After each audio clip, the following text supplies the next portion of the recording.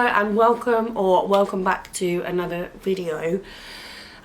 So what I'm going to try is a reading vlog because I am currently reading Throne of Glass for the first time ever.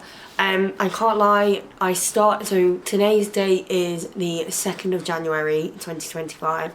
I did start on New Year's Day, but I was hanging and not in a fit state to do anything productive, so I didn't start the video yesterday, but I have already finished the Assassin's Blade, which I decided to read first, and I'm actually pretty glad that I did. So what I'm going to do, hopefully, for this vlog is do like the first portion spoiler free, and then have a section at the end for spoilers. Why is my brain not working? Yeah, so towards the end I'm hoping. I don't really know how that will work in terms of like editing.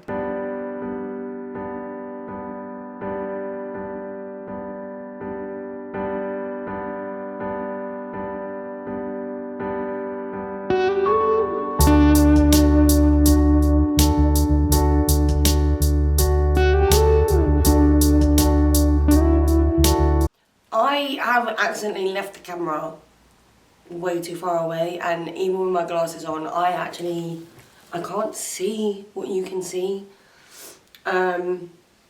Updates. I literally have been rotting on the sofa watching the darts semi-final and reading at the same time. It's 1:45. I am on chapter 30 of Throne of Glass. The Kindle says that I am... What does the Kindle say? I started reading it physically for a bit, so now I've got to sync up my Kindle. Okay, here. 55% in. I am actually loving this. I think that Selena could potentially be one of my favourite female main characters. Like, I normally find female main characters quite unbearable. Like, I'm a hater. Sometimes I struggle with female main characters, but I really, even in the moments where you're like, oh, all you have to say to yourself is like, she's literally 17, like she's 18 now, I think, but she's literally a baby. Like, I would be 10 times more annoying. I was 10 times more annoying at 18 than she is. So yeah, really enjoying it. I'm enjoying the plot. I love like a royal family. It's one of my favourite things. And I love being in a castle, and I love like guards and this and that. I'm not too sure what the lighting situation is. I think it will do. But I just wanted to do a quick update before I get ready and go to work. So last night I finished Throne of Glass, which means that I'm now on Crown of Midnight, and I'm very happy about that because I'm happy that there is pink on this. I love pink, it's my favourite colour, and that I'm the kind of person where that will motivate me to like read the physical book because it's pink. It makes me happy. Okay.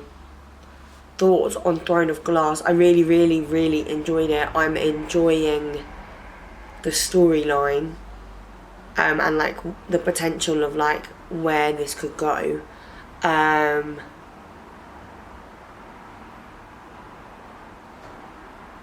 Yeah.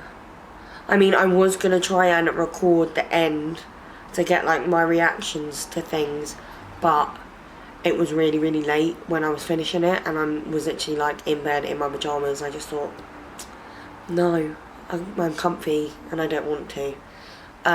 But I have been given some chapters for some other books, so hopefully I'll get some reactions for you.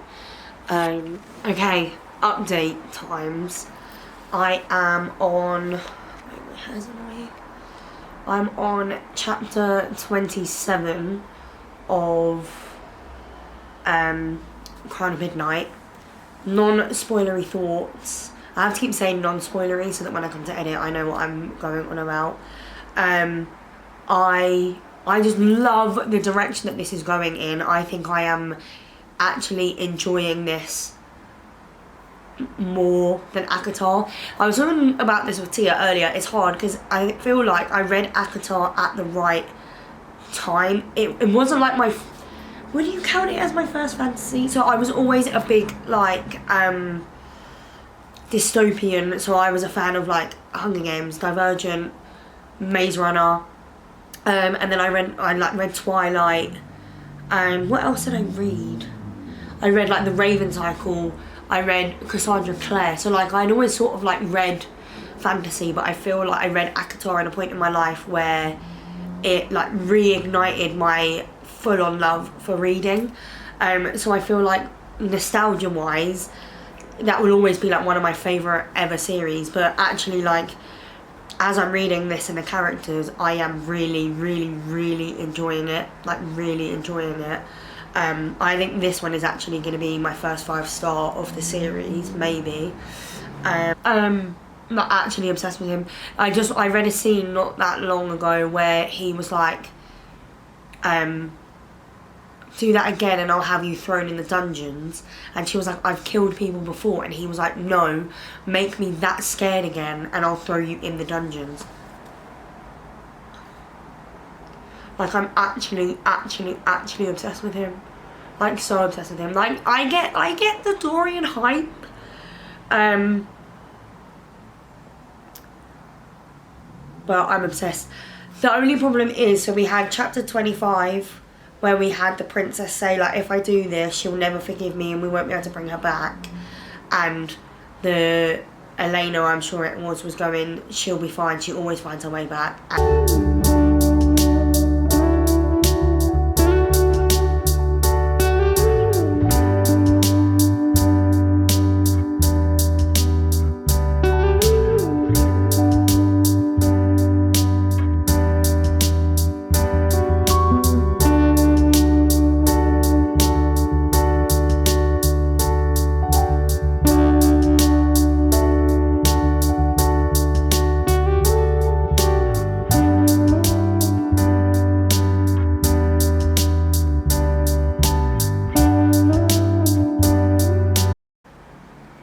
This poor girl can't catch a fucking break. Oh my god. I actually have like a pain in my chest. I can't believe they've done this.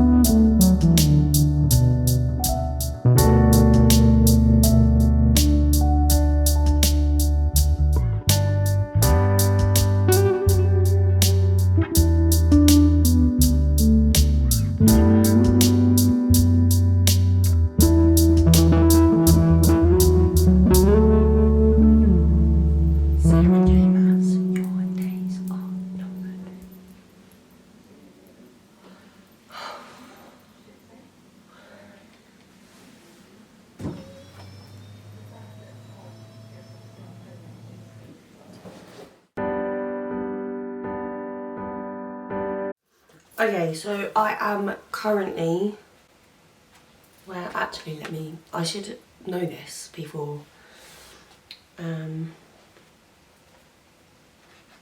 yeah. So I'm currently 25% into Air of Fire. So I finished Crown of Midnight last night, jumped straight into Air of Fire because honestly, this series has taken over my life. So I thought that because I am doing the Empire of Storms and Tower of Dawn tandem, that I would treat this sort of as like the halfway point for the series, kind of, because you have Assassin's Blade, Throne of Glass, Crown of Midnight, Heir of Fire, and then you have Queen of Shadows, Empire of Storms, Tower of Dawn, Kingdom of Ash. So sort of, kind of, because 2 of those books are a tandem. Where was I going with that? Yeah, so I thought I would just do a check-in of the series so far. I mean, I don't have all of the physical books with me because you can't really carry them around with you everywhere you go. Anyway, so Assassin's Blade, loved. Really, really happy that I read it first, not third. I'm not the kind of person that likes flashbacks, even like a tiny flashback at the beginning.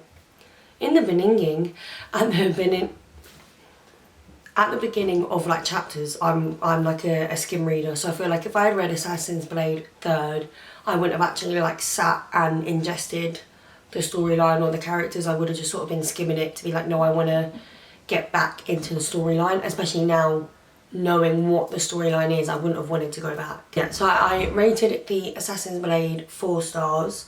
Then we move on to Throne of Glass, and I feel like, again, reading Assassin's Blade first was good because sometimes in a big series I find that I struggle with the first book to like get in on like the world building and care about the characters, but because we've just read 5 novellas, it's like info dumping, but in the best way. It's info dumping in short and quick stories that are like moving at a rapid pace. So then when you get to the first book, you're already established in the world. It's so easy to get into, and I was rooting for the characters from day one. My biggest takeaway is that it's actually so nice to finally be reading like a series about a non-annoying female main character. Like, I love Selena. Don't find her annoying in the slightest. I loved seeing where the storyline was going with this. I loved meeting all of the characters. I ended up rating that one a 4.25 star. I feel like as well this could change as the series progresses, so I'm sort of, they're like not temporary, but they're just like how I'm feeling now. And I know that there's a part of me that didn't want to just like rush and hit like the first 2 with a 5 star, even though I was getting like that 5-star feeling for the series, if that makes sense. So then we move on to Crown of Midnight, which actually just blew me away, I think. I love all of like the characters. I feel like I'm just going to say the same because it's a series, but I did end up rating that one a 5-star. Just because I loved like the storyline and the emotional connection to it. I feel like that was the first time that I really felt invested, and like that there was things that were at stake for me personally in that book. So I really, really enjoyed that one, and that's why I literally jumped straight into Heir of Fire last night before going to sleep, even though really I should have just went to sleep when finishing Crown of Midnight.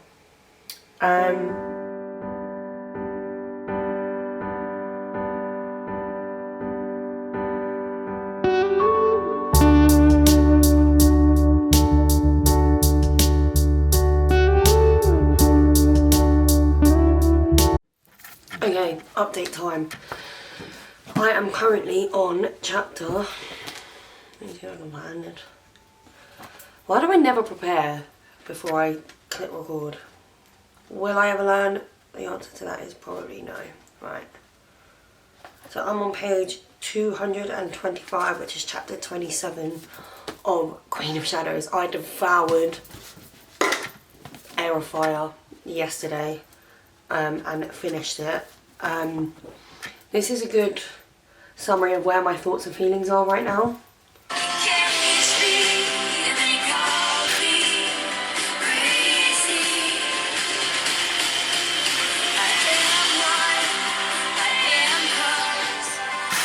No context needed. I'm just... Okay, I'm going to go through my thoughts and my feelings. So, non-spoilery.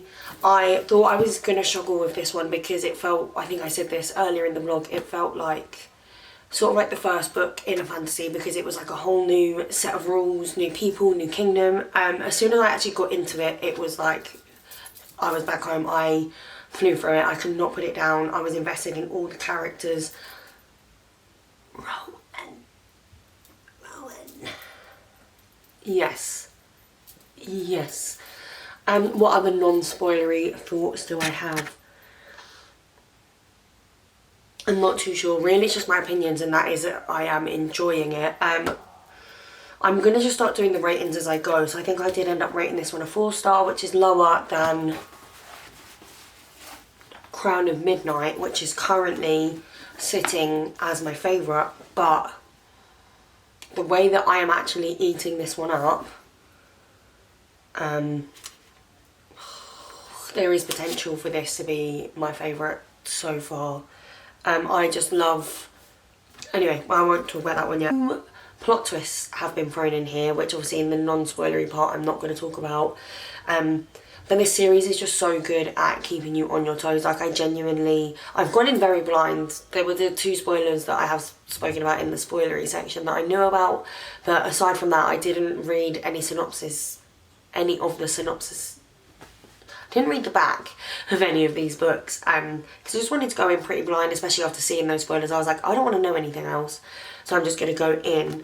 And I just love the layers in this story. I love the friendships. I even love like the enemies, just the power dynamics.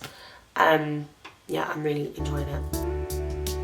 I just love the family element and the platonic love.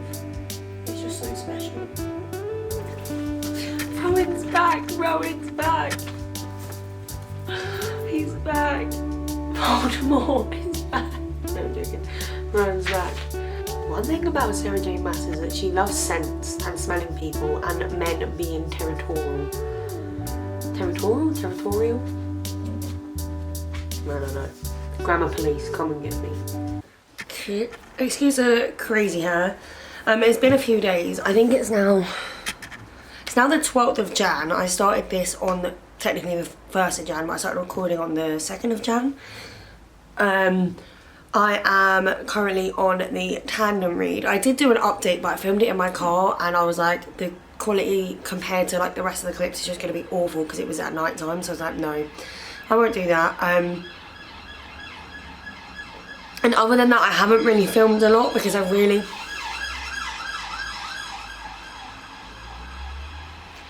really just wanted to like get stuck in on this, because I feel like and I feel like if you're a reader you might relate to this.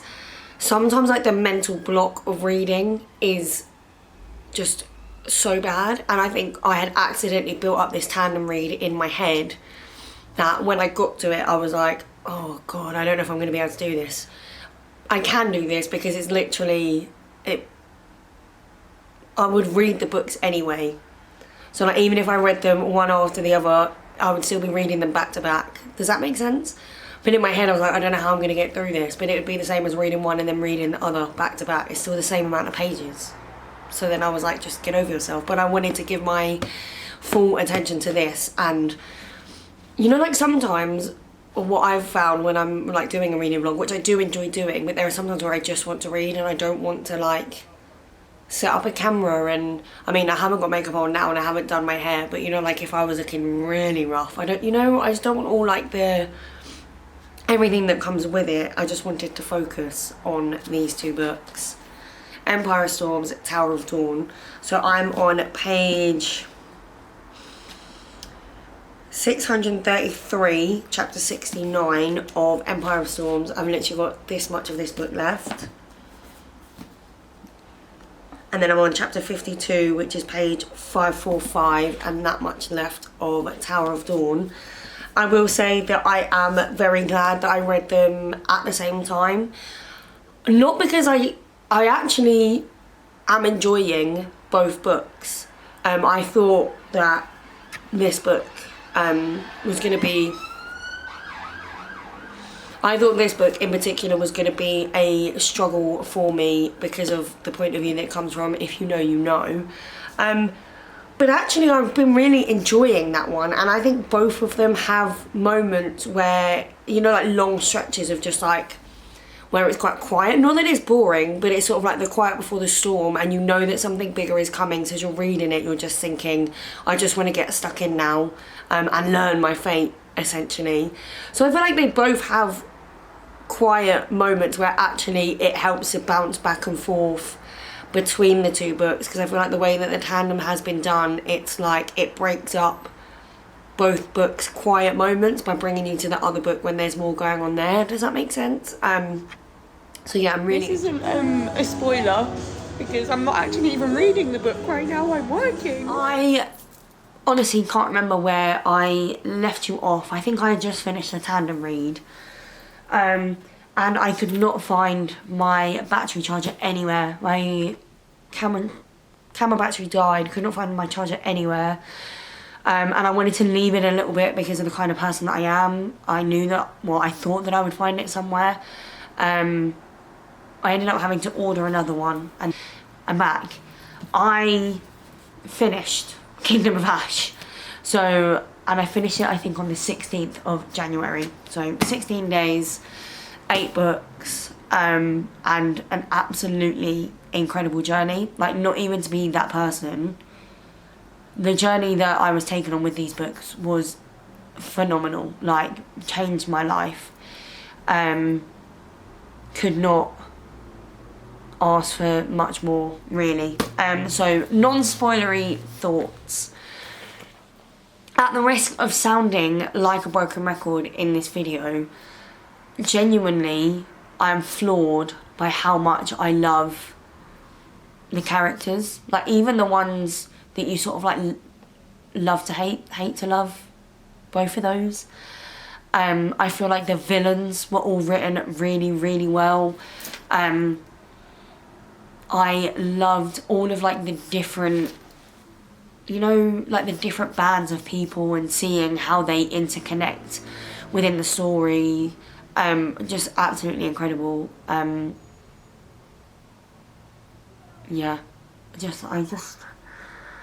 I find myself in quiet times in the day thinking back on this series already, and I just feel like this warmth in my chest at how lucky I am to be a reader and to be somebody who loves to read.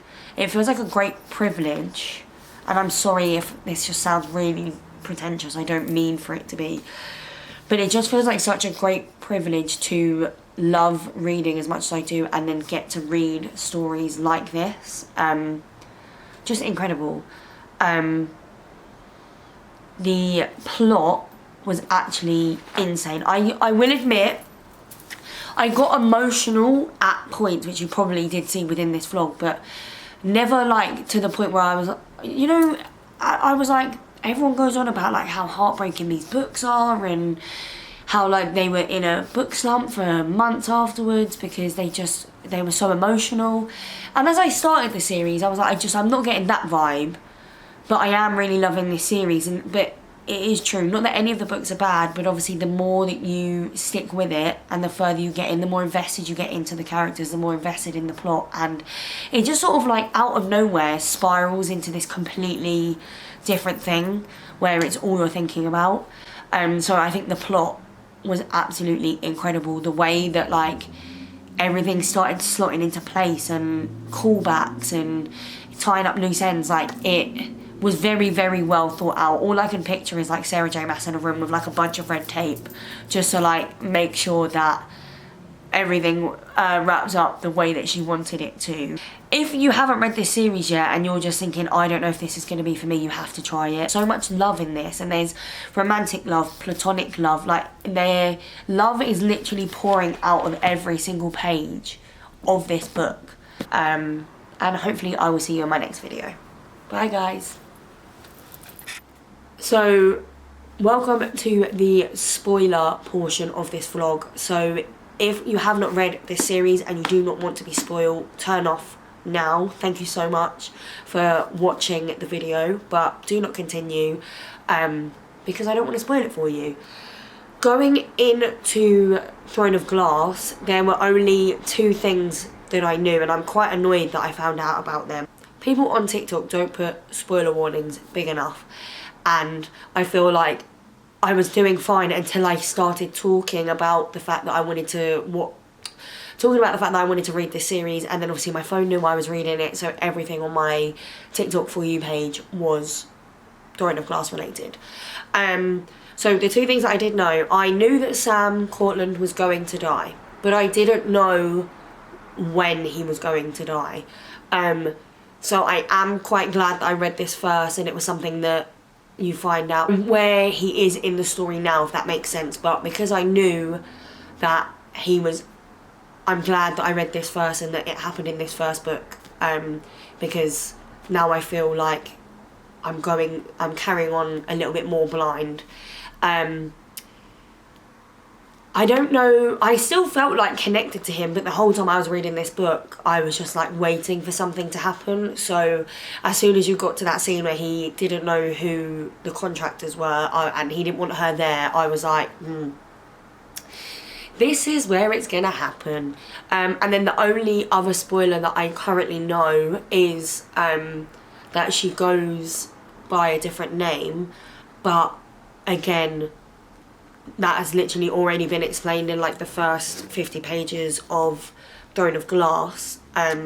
So I feel better now that I literally know nothing else about where this story is going to go. So that's made me feel better, because I was quite like pissed off that I had been spoiled, but I'm glad that they were spoilers of things that like happened quite early on, because if I was getting to like book 4 or 5 and these things still hadn't happened, I would have been like ruining the whole series. So I feel better. Okay, I think that's a spoiler a bit over. I'll basically just have to edit this. I'm talking to myself. But, yeah, oh my god. The betrayal in this one with Ansel really hurt my heart, because I feel like it's one of those moments where you realise that Selena is literally a 16 to 17-year-old girl. And yes, this is a fantasy book, but I feel like every girl has that one person when they were that age that was like, oh my god, this is what it's like to have a friend. And we all know what that betrayal feels like. So even though this is in a fantasy book, as girls we know what that betrayal feels like. And I think that ripped my heart out more than the Sam thing, because it's that yearning for like normalcy, and like getting to see her be a normal girl and like have friends, and her see that there is more to life, and then have it all like be ripped away from her, is honestly so painful. Yes, interesting. Okay, editing, Chelsea, this is spoilers. I found myself like tearing up while reading this, just thinking about like, again, that she is just a baby, like she's a child. Like, I get she's 18, but like she's a child, and she's been through so much, and I feel like no one is actually like looking at what her life is like, and they're just being so cruel. So I just read the bit where there's like the religious like feast, and she's found the hidden like the hidden tunnels, and she realised that she was the only contestant not invited to the feast, because basically they don't trust her because she's an assassin. But like, how are none of these people thinking like she's 18? Like, the only way that she's in this situation is obviously because that was her only choice. I don't know, I feel really, really heartbroken for her. And I think, you know, like, just thinking of her like creeping around on her own, and then seeing that everyone is at this party and she like wasn't invited, like it just broke my heart. I found myself just like tearing up a little bit thinking about it. I said earlier in this vlog that both of the spoilers I've seen have been cleared up, but the name that they've given her is not, I don't think is the name that I've seen. So the and she keeps hinting at like where she's come from and her life and not wanting to think back. So I think that one of the spoilers I've seen is potentially like who she actually is. Right, spoiler thoughts. I was, again, I have to remind myself, Selena is a child. But when she took that goblet and like just basically necked it, even though one of the tests was figuring out poison, like I know she sort of cheated because she didn't know, but and maybe this is because but Assassin's Blade is a prequel. They literally did not eat or drink anything until they had like triple confirmed that it wasn't poison. So I don't understand why she would neck a goblet of wine when there's something that important happening. Like I would have just gone like, cheers, like fate, you're about to fight for your life. And I just feel like she spent a lot of Assassin's Blade and even the beginning of Throne of Glass thinking about... No, it wasn't even in the beginning of Throne of Glass, but she spent so much of Assassin's Blade worrying about being poisoned that I just don't understand how they tricked her like that. That pissed me off, but then again, she's a child. And we love her, so she survived, that will be fine. What else? I really, really love her friendship with the princess, whose name I now cannot remember how to pronounce. I love that because I feel like it was the same with Assassin's Blade. It's in those moments where like you see her true vulnerability and you see like her true humanness. And then they're the moments where she loves her. I am loving the love triangle that we are getting. Like, I'm very particular with my love triangles. They both have to be very strong contenders. So like, don't be giving me a Hunger Games, because Gale was never a strong contender. Don't be giving me a Twilight, because Jacob Black was never a strong contender. But I actually think, I'm so bad at pronouncing names, but Kale, is that his name? I don't know, but I love him, and I feel like I'm probably, well, because I haven't read it, I haven't really spoken to people, but I don't know if that makes me the odd one out, but like, I'm rooting for him. Like, I love Dorian, but I don't know, he's just coming across at the moment sort of as like the prince that gets everything that he wants.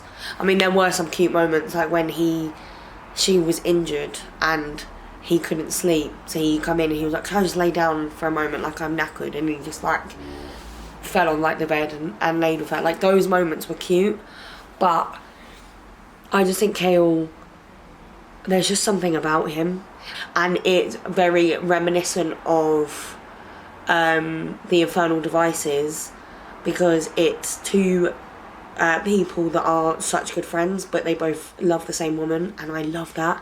Like, when you get a love triangle where it's two men that like hate each other, I'm just like, I'm bored. There's no stakes here, because you'll pick one and then never see the other one. When there's stakes involved and like they're really good friends and they don't want to hurt each other, but they both want to get what they want, French kiss. So Crown of Midnight, they're basically at the moment just complaining because she's like the big bad. My thing is, that's her job. Like, she's getting paid. One thing about Miss Selena, she does her job correctly. So, don't come for her. They did this to her. The lighting is so bad, guys. I'm really sorry. I am so bad when it comes to money. But I have also bought this on Audible, because I'm working today, but I really want to, my teeth are in this, I'm invested. So that's the only problem, obviously, with work. I can't really like whip out the camera at work, so I'll see what I can do, but I'm pretty sure that probably the next clip you'll see from me will be in the dark, and it'll be like, yep, so I've read hopefully I've read like half of this, because that would be really cool. And like the first couple of lines of this chapter that I'm on now is her not being able to find him, or like she hasn't seen him. So I'm worried, very, very worried. Something bad is happening in Terracin, wherever they are. I have found a POV, you're reading Crown of Midnight playlist, because I need a playlist when I'm reading, so come along with me on this journey because I'm scared. I am scared. So, Crown of Midnight, yeah, I'm still very much team Kale. I love Dorian as a character, but I feel like my spidey senses are tingling with Kale, and I feel something there bubbling, brewing, I don't know. I just really, really appreciate him. Dorian has many, many good traits as well, but I don't know. I just feel like with Dorian it was more like he was infatuated with like the idea of her, maybe.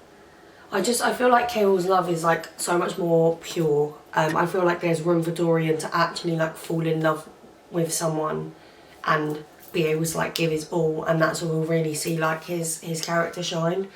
The princess dying absolutely destroyed me. Like, our girl cannot catch a break. As I've said, like in my thing, obviously there's like a love triangle going on. My favourite time to see her is when she has like these female friendships, and that was something actually reading A Court of Silver Flames. That's what made that rating go up, is like the female friendships that you're getting to see within that story. So the fact that this has happened twice where it hasn't ended well is really like hurting my heart. And then she got to see her one last time, and what was the quote? It was like, there hasn't been much light in my life, but you just have to know that you were the brightest part, or something. Like, it just hurts my heart. And the fact that she keeps replaying that last quote that she said to her over and over again is really, really hurting me. One thing I will have to say is it shocked me when reading it, just because to actually like read it and realise that it's true. But that was one of the spoilers that I kind of saw, was that she was the lost heir, the lost queen, Aelin, or whatever. But I kind of like that she's arguing against it, because she's like, no, like that girl died 10 years ago, like I'm not her because that part of me died. I like that aspect of it. I'm excited to see like where that goes. And I am enjoying like the dual point of views, because Kale sort of has like one idea of how her being sent away is going to go, but she has a completely different idea. So that's quite interesting. Yeah. Talk about this one quickly. I wrote down some notes. This is like the spoilery part of that. I wrote some notes. Because where I think like I'm flying through them so quick. Rowan. The bath scene in this, like, I genuinely don't have any words. Like, it's like the subtle heartbreaks in this. Like, one thing that I didn't clock, and Em very kindly pointed it out to me, was that she never told Sam that she loved him. She never got to tell Sam that she loved him. And that just breaks my heart a little bit. Really does break my heart. So I know that if/when that does come, it's going to mean a lot and it's going to hurt. And I have fears about when that certain phrase could be used in the series. But that bath scene, honestly, like, it was seeing the two different sides at the same time. Like, she genuinely is so lost and so broken that she thinks his reaction was her being deserving of those scars. Like, that just, it genuinely did like make me feel quite queasy, because I feel like she's just given so much for these people, and the fact that he was so angry that he didn't want to hurt her anymore or upset her anymore, and he just like, his reaction was not what she wanted, but he just knew, I like silently have to get myself out of here and then I can explode, because I don't want to put her through any more than I already have. Kale, I'm so sorry to everyone that has sat and watched this video. I take back everything I said. I cannot stand that man. And this is what I love. I am a reader that is so easily led. Like, I think I'm being so smart and I'm like, yeah, he's to me, as I'm reading it, to me, Kale would be like the second option. Like, of course you're going to pick the prince in any of these scenarios, but I'm like, no, let me be quirky. But no, that was the point all along. And then you get tricked, and then actually you look back at their relationship, and it is so true. What was it, Dorian that said it? Like, you cannot choose the parts of her that you wish to love. And whenever he looks at her as a person and her trauma, which she's always had and has always brought, it's like he's surprised every single time that she's going to do these awful things. Well, yeah, she is. These awful things have been happening to her. She's going to retaliate. So that quote really like made me sort of like put the book down and take a step back and go, oh my God, I was blind. Obviously I get that that's the point. We are like Sarah J. Maas's little sheeps, and we've been led to slaughter, basically. So yeah, hate him. Take back all of the nice things I said about him. Even like now as I'm reading about him in Queen of Shadows, I cannot stand that man. Like, actually cannot stand that man. Okay, so Sam was like her first love, yeah, her first true love, and sort of like set her up to show her the power that there is in love and the weakness that there is in love, but also the strength that there is in love. Then you have Dorian, who I think was sent as sort of like, he strikes me as the kind of person who loves love, and he loves the idea of love, and I feel like he was brought up in a household, in a family that didn't love him, didn't nurture him, and so now he craves that. And I think you can see that he sort of comes across as the guy that doesn't understand that you can be friends with a woman without it being any more than that. So I feel like that's what that taught both Dorian and Selena. Like, you can love more than one person, but it doesn't always have to be a romantic love.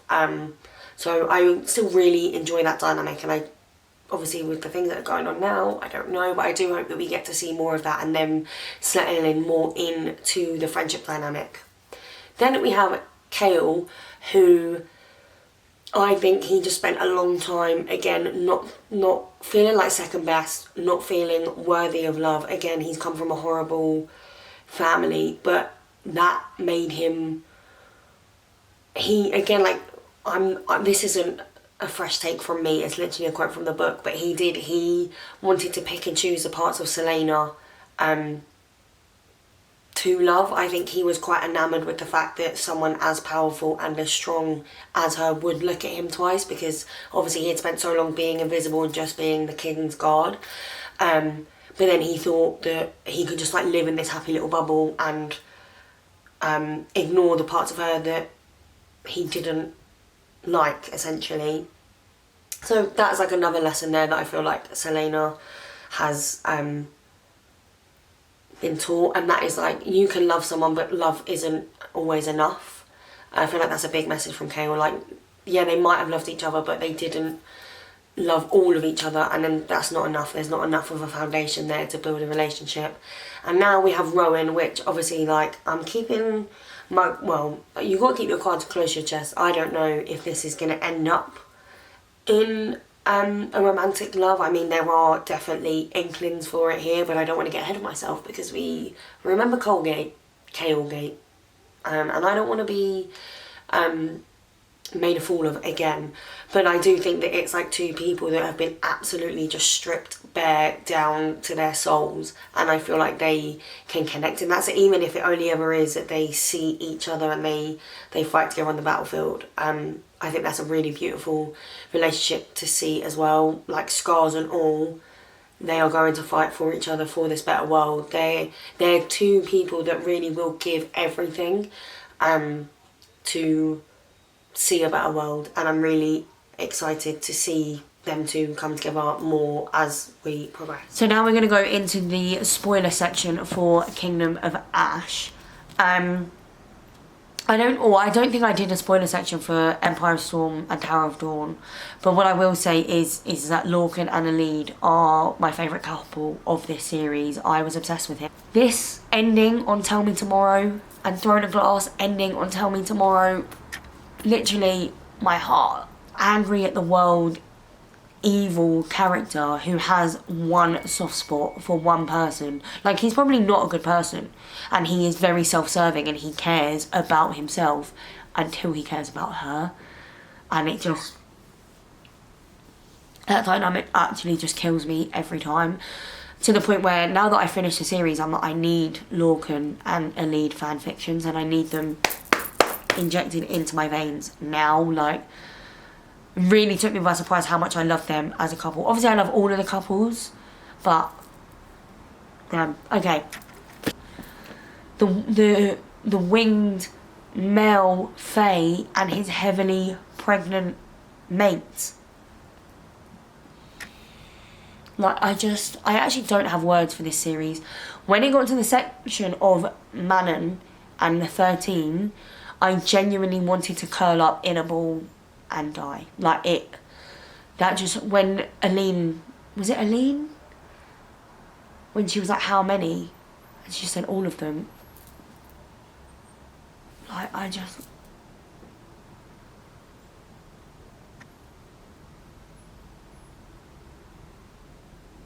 Like, oh my god, just thinking about it now and thinking about this series is actually making me tear up.